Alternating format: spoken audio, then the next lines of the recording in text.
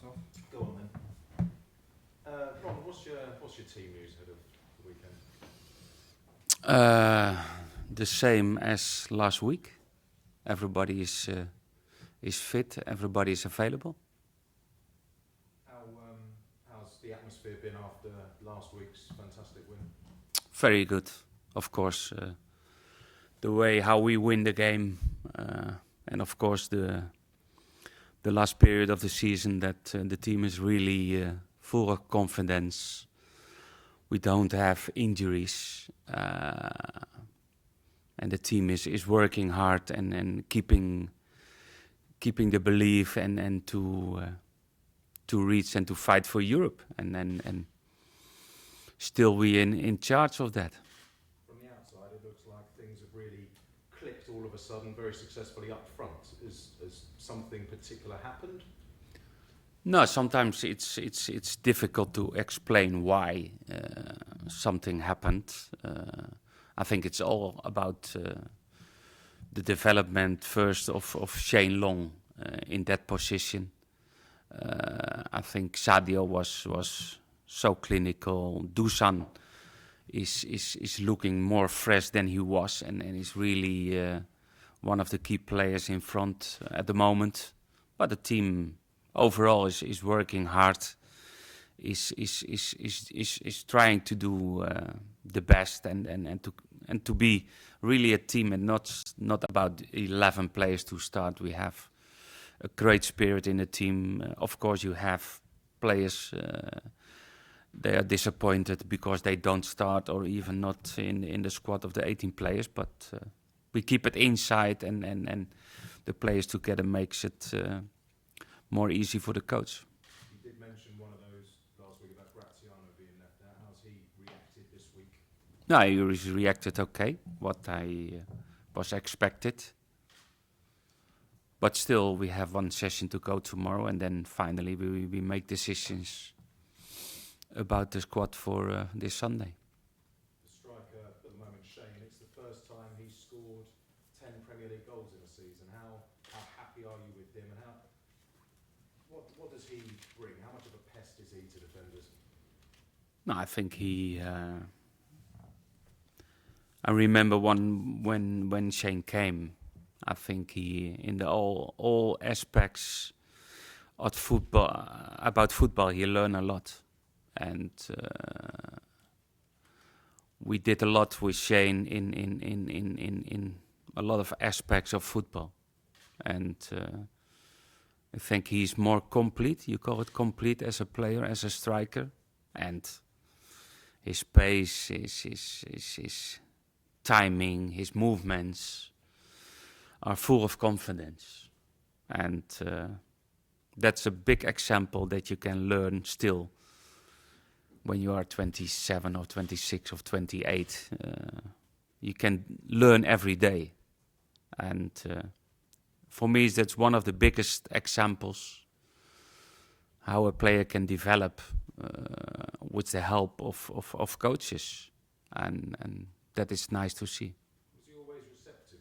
I imagine some players think, right, I've got my job, I can do my job, I don't need extra bits. But no, but he was really excited to come to Southampton, and I remember when I spoke to Shane about training sessions, I asked him what he did before, and our training sessions are a little bit different than maybe the typical English style.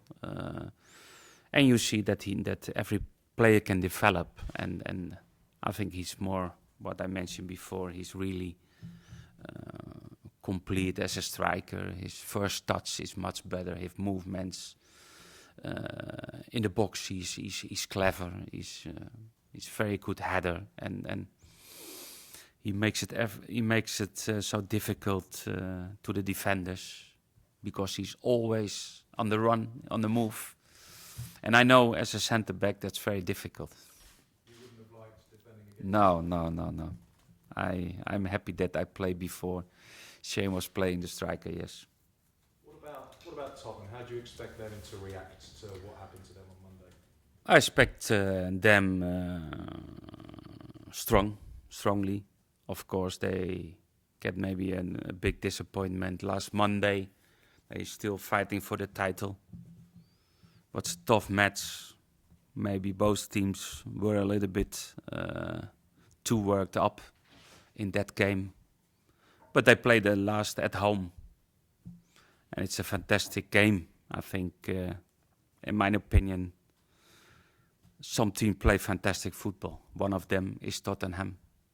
And one of them is Southampton. And that makes it nice because that's all about football.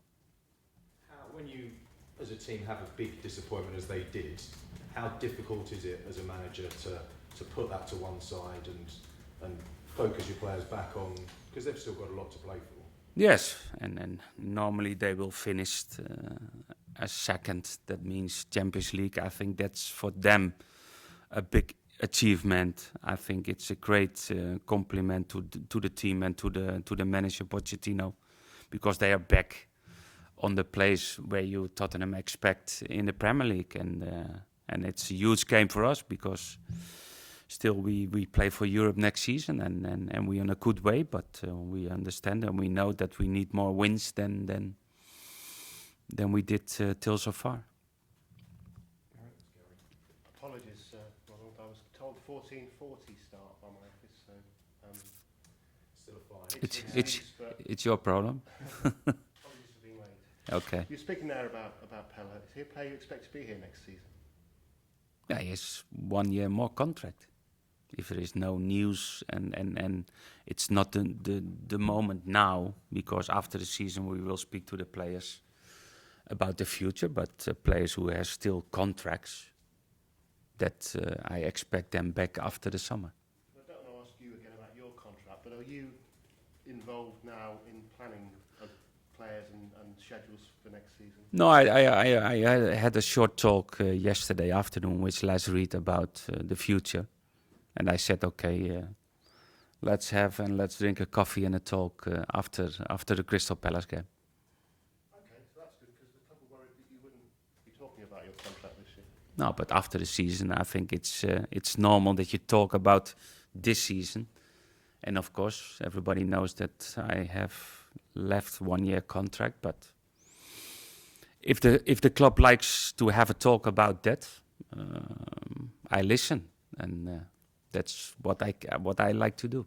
So you might extend. You're not ruling out extending that contract. No, but first we have to talk, and then you concluding something, but not before, because I left it till after the Crystal Palace game.